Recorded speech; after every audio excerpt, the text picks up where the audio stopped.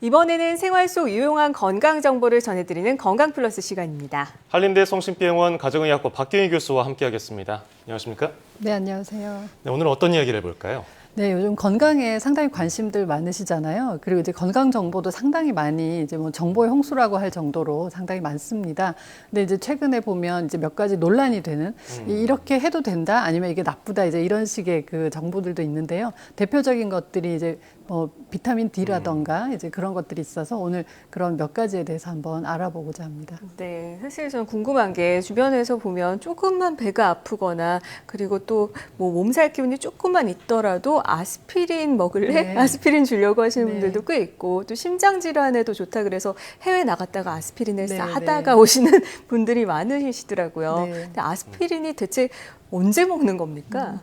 아스피린 말씀하신 대로 아스피린이 이제 그런 식으로 많이 사용되고 있는데요. 네, 이게 아스피린은 만병통치약은 아니지 않나요? 네, 원래 아세틸살리실산이라는 이제 주된 성분인 건데 대개는 진통, 소염이라던가 해열 작용을 이제 주되게 해서 사용되는 약입니다. 네네. 그래서 말씀하신 대로 통증이 있을 때 사용되는 것이긴 한데 이제 우리가 연구를 하다 보니까 이 아스피린이 되게 혈관벽에 혈소판이 엉겨 붙어서 혈전이 생성되는 것을 막아주는 효과를 발견하게 됐고 그 이후부터는 이제 심장병이나 뇌졸중 같은 심혈관 질환을 예방하기 위한 목적으로 좀 적은 양의 아스피린을 복용하는 사례가 많아졌습니다. 그 이후로는 이제 진통소염제는 상당히 많이 개발이 됐어요. 그래서 진통소염의 목적보다는 오히려 심혈관 질환을 예방하는 목적으로 많이 사용하게 됐는데 네네. 여러 역학적 그리고 임상적 연구들을 종합해서 나온 최근의 지침을 보면 뭐 심근경색이라던가 뇌졸중 같이 혈관이 좁아지거나 막혀서 생긴 질병을 앓았거나 아니면 그런 질병 위험성이 매우 높은 경우 이제 그런 경우는 심혈관 질환의 위험성을 평가를 해서 그런 약을 복용하게끔 권하긴 합니다. 그런데 그런 게 아니라 이제 아까 말씀하신 것처럼 그냥 몸에 좋다고 하니 한번 먹어보자. 심장병이 적게 생기겠지. 이렇게 하는 것은 전혀 근거가 없습니다. 그래서 가능하면 이제 아스피린 역시 치료 작용이 있지만 부작용도 있는 약이기 때문에 반드시 내가 아스피린을 처방받아야 되는 대상이 맞는지를 병원에서 확인을 하시고 처방받아서 드시는 것이 훨씬 안전하다고 볼 수 있죠. 아스피린은 워낙 보편적인 약이기 때문에 이게 부작용이 별로 없을 것 같은데 그래도 있군요, 약이라는 게. 네, 네. 아스피린을 먹으면 이게 속쓰리다고 하는 분들이 있는데 그렇다면은 그냥 임의로 먹었을 때 어떤 부작용이 생길 수 있을까요? 네, 최근에는 이제 심혈관 질환보다 또 암 예방한다는 얘기가 있어서 또 예. 그것 때문에 또 드시는 분들도 계신데 물론 좋은 효과가 있는 약이지만 말씀하신 대로 속쓰림 같은 위장관 증상이 생길 수가 있고요. 이제 우리가 궤양이나 이런 위장 점막에 문제가 생기는 경우가 있습니다. 근데 그것보다 조금 더 심각한 합병증으로 생각한다면 출혈성 경향이 생기는 거죠. 이게 혈전을 생기는 것을 막아주는 것이다 보니까 이제 피가 나더라도 지혈이 잘 안 되거나 하는 문제가 생길 수가 있습니다. 그래서 뭐 위출혈이라던가 뇌출혈 같이 피가 잘 멎지 않은 문제가 생길 수가 있습니다. 그래서 대개는 우리가 검진을 할 때 위내시경이나 대장내시경 하게 되면 검사하기 전에 조직 검사를 할 수 있으니까 가능하면 한 5일에서 7일 전부터는 아스피린 안 드시는 게 좋습니다. 이렇게 말씀드리는 이유가 조직 검사를 했다가 출혈이 생겼는데 아스피린 복용하시는 분들은 그게 멎지 않는 경우가 있거든요. 네, 그래서 이제 아스피린의 출혈성 부작용을 이제 그렇게 얘기를 하는 거고요.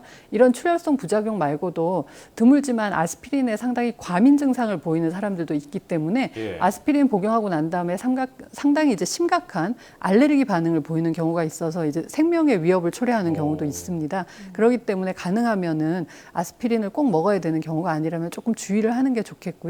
특히 영유아 같이 어린 아이들 그런 경우에는 바이러스 감염이나 이제 뭐 인플루엔자나 수두 같은 바이러스 감염이 있을 때 이제 열도 나고 하니까 아스피린을 주게 되는데 그렇게 되면 그게 뭐 흔하게 생기는 건 아니지만 라이 증후군 같은 또 심각한 문제를 유발을 할 수 있기 때문에 가능하면 영유아 같은 경우는 상당히 약을 임의로 먹는 것을 좀 주의를 할 필요가 있습니다. 네, 무조건 좋다고 생각하면 안 되겠군요. 네. 조심을 해야 될 텐데 그런가 하면 최근에 또 발표가 있었는데 한국인 80% 이상이 비타민 D가 부족하다. 네. 이런 조사 결과가 또 나오니까 비타민 D를 더 챙겨야 되는 게 아닌가 이런 신경을 쓰게 맞아요. 되는데 비타민 D가 많이 든 음식은 어떤 걸까요? 네, 비타민 D가 많이 든 음식을 얘기하기 전에 일단 비타민 D의 특성을 좀 알 필요가 있는데요. 네네. 비타민 D는 이제 지용성 비타민입니다. 이제 기름 성분에 녹는 비타민이고요. 대개는 우리 몸에서는 칼슘이 흡수되는 것을 도와주기 때문에 대개는 뼈 건강과 많이 관련이 있는 있는 것으로 알려져 있었습니다.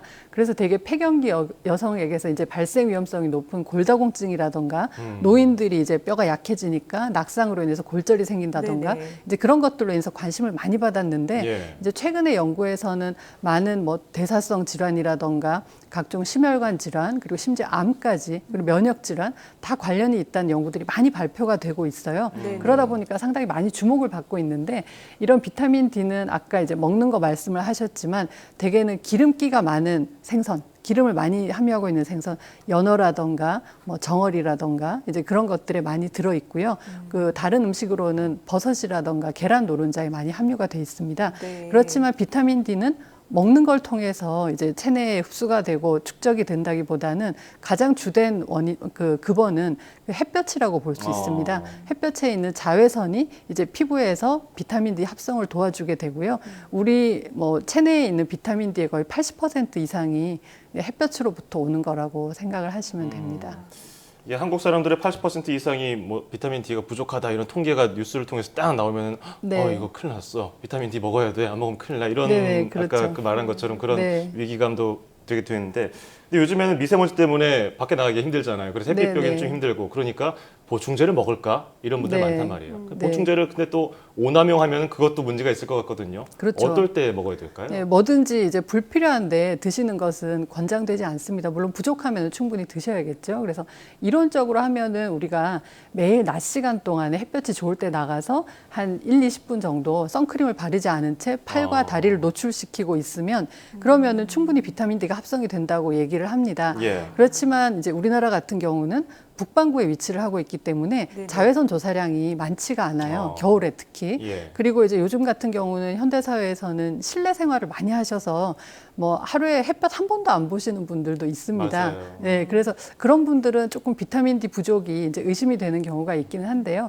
비타민 D 역시 부족한 사람한테는 보충제로 복용하는 것은 도움이 됩니다. 전혀 문제가 되지 않는데 이제 최근 많은 연구에서 비타민 D와 건강에 대한 내용들이 많이 발표가 되다 보니까 많은 분들이 그냥 비타민 D 먹으면 무조건 건강에 좋은 거 아니야? 이제 이런 얘기를 하시는데 지금까지 많은 연구들에서 보면 그냥 아무런 건강상의 문제가 없고 비타민 D가 부족하지 않은데 그냥 몸에 좋기 때문에 먹어서 나중에 보면 그런 비타민 D와 관련이 돼 있는 그런 질병들이 위험성이 줄어들어야 되는데 이제 그런 것들에 대한 증거는 아직 명확하지가 않습니다.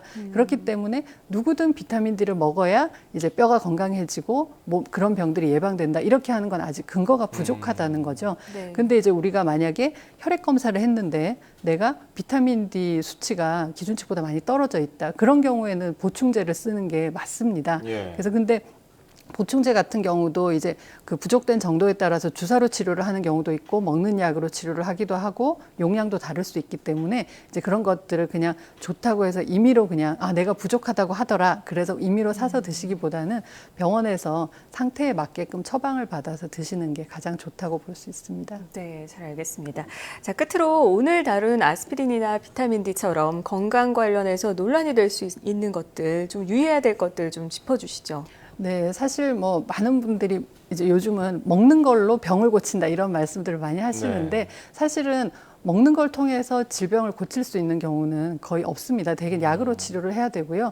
많은 분들이 이제 뭐 연구 결과가 요즘은 실시간으로 거의 발표가 되고 그게 이제 미디어에 노출이 되기 때문에 그럼 저걸 하면 되겠구나 이렇게 생각을 하시지만 많은 사람에게 일반적으로 도움이 될 수 있는 것이지만 어떤 특정 질병이 있거나 하는 분들한테는 전혀 도움이 되지 않고 오히려 해가 될 수 있는 경우도 있습니다. 뭐 칼륨 같은 경우도 혈압을 떨어뜨린다고 해서 많이 권장을 하지만 콩팥 기능이 나빠져 있거나 하는 경우는 오히려 독이 될 수 있거든요. 예. 그래서 그런 것들을 고려를 해서 나의 건강 상태에 맞게끔 이제 그런 것들을 조언을 받아서 드시는 것이 필요하죠.